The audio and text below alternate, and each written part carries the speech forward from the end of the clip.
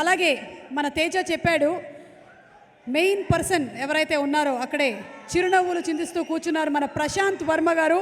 Prashanth Varma cinematic యూనివర్స్లో ఇది just starting మాత్రమే, ఇంకా చాలా చూడనున్నాం మనము.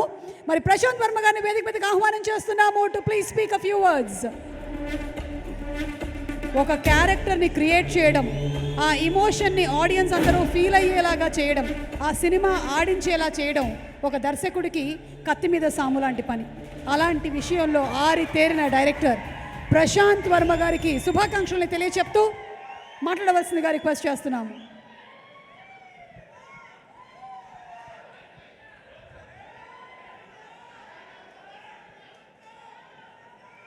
అందరికీ నమస్కారం అండి.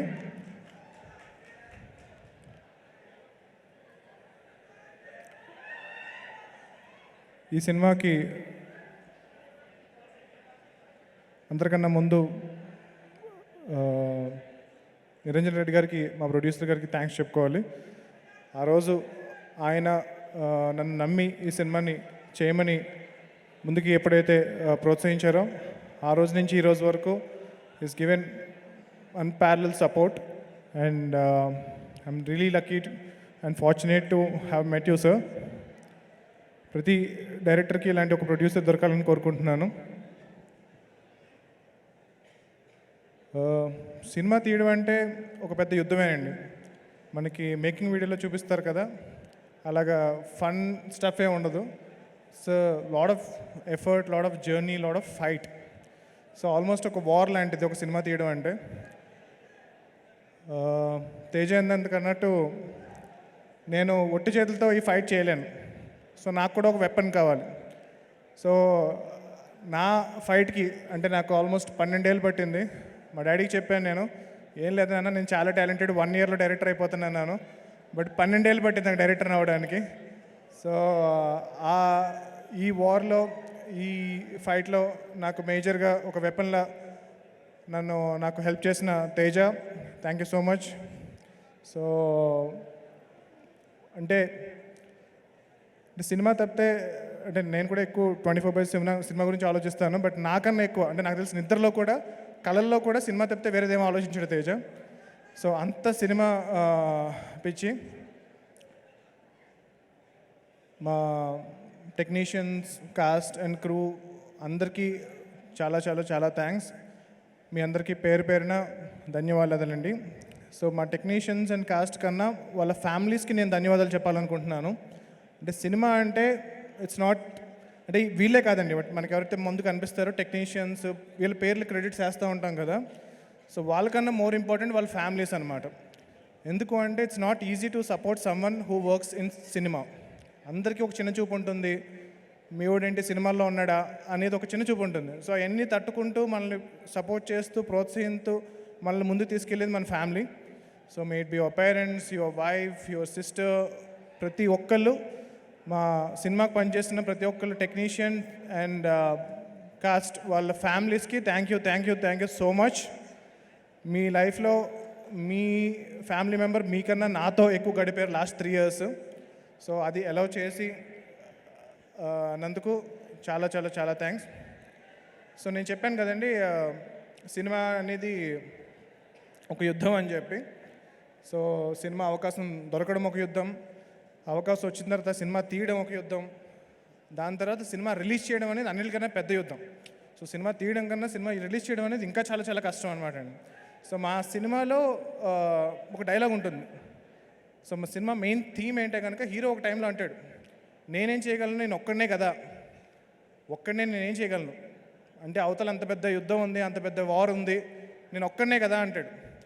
అప్పుడు ఒక క్యారెక్టర్ చెప్తుంది, సో ఒక్కడవే కాదు, సో ధర్మం కోసం నిలబడిన ప్రతి ఒక్కడి వెనుక హనుమంతుడు ఉంటాడు. సో ఎప్పుడు ఎవరన్నా కానీ, మా సినిమా మెయిన్ థీమ్ అది. మీరు కనుక ధర్మం కోసం పోరాడితే కనుక, మీరు నమ్మిన దానికోసం, ఒక రైటియస్నెస్ కోసం ఫైట్ చేస్తే, మీరు ఎప్పుడు ఒక్కరు కాదు, మీ వెనకాల ఆ హనుమంతుల వారు ఎప్పుడు ఉంటారు. అలా మా సినిమాకి వచ్చిన హనుమంతుల వారు మా మెగాస్టార్ చిరంజీవి గారు.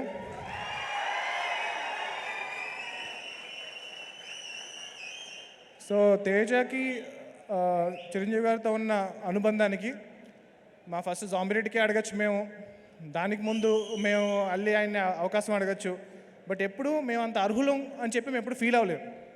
సో ఎప్పుడైతే మేము ఏదో సాధించి అప్పుడు ఆయన ముందుకెళ్ళాలి అని అనుకున్నామో, ఏ రోజైతే మేము హనుమాన్ అనే సినిమా తీసి ఇంత మంచి సినిమా తీసి దీనికి సపోర్ట్ కావాలి, మనం ఈ వార్లో ఫైట్ చేయాలి అంటే మనకు ఒక అంద కావాలి అని చెప్పి మేము వెళ్ళి చిరంజీవి గారి దగ్గరికి వెళ్ళి కలిసి, సార్ ఇలాగ మాకు సపోర్ట్ కావాలి అని అనగానే ఇమ్మీడియట్గా 2 సెకండ్ ఆలోచించకుండా మాకు హెల్ప్ చేసిన, మాకు సపోర్ట్గా నిలబడిన మెగాస్టార్ చిరంజీవి గారికి నా లైఫ్ లాంగ్ రుణపడి ఉంటాను sir. Thank you so much.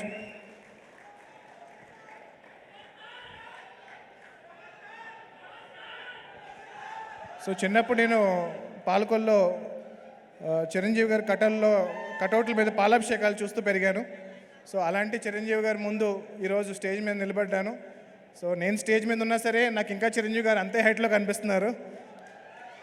ఎప్పుడు చిరంజీవి గారు నేను అలా కింద నుంచి చూడడం, ఆ మెస్మరైజ్ అయిపోవడం అనేది it's a moment that I will never forget. So అందరికీ చాలా థ్యాంక్స్ అండి. సో హనుమాన్ ఫిల్మ్ వచ్చేటప్పటికి ఇట్స్ సూపర్ హీరో ఫిల్మ్. మనం చాలా సోషల్ ఫ్యాంటసీ సినిమా చూసుంటాం. మనకి అన్నిటికన్నా దగ్గర రెఫరెన్స్ అంటే కనుక జగదేక్ వీరుడు అతిలోక సుందరి చూసాం చిరంజీవి గారిది. సో ఒక ఫ్యాంటసీ ఫిల్మ్. సో శ్రీదేవి గారు లాంటి ఒక ఇంద్రజ అనే ఒక క్యారెక్టర్ ఒక పైనుంచి రావడం, తనతో చిరంజీవి గారి క్యారెక్టర్ ఇంటరాక్ట్ అవ్వడం, పవర్స్ రావడం, రింగ్. సో చిన్నప్పుడు చాలా పెద్ద బ్లాక్ బస్టర్ అయిన సినిమా అది. సో అలాంటి సినిమాలు వచ్చి చాలా రోజులు అయిపోయింది. సో ఇది కూడా నేను కొంచెం కూల్ ఉండడానికి కోసం సూపర్ హీరో ఫిల్మ్ అని పెట్టాను, కానీ ఇది proper Telugu socio fantasy film. So ఈ సంక్రాంతికి మీరు మీ పిల్లల దగ్గర నుంచి మీ పెద్దల వరకు అందరినీ హ్యాపీగా తీసుకుని వెళ్ళి ఎంటర్టైన్ అయ్యే సినిమా ఈ హనుమాన్. సో ఇది హనుమంతుల వారి సినిమా కాదండి, హనుమంతుల వారి కథ కాదు. సో చాలా క్లియర్గా చెప్తున్నాను. ఒక నార్మల్ మీలాంటి నాలాంటి, అంటే చిరంజీవి గారు లాంటి కాదు, చిరంజీవి గారు చాలా మహానుభావుడు.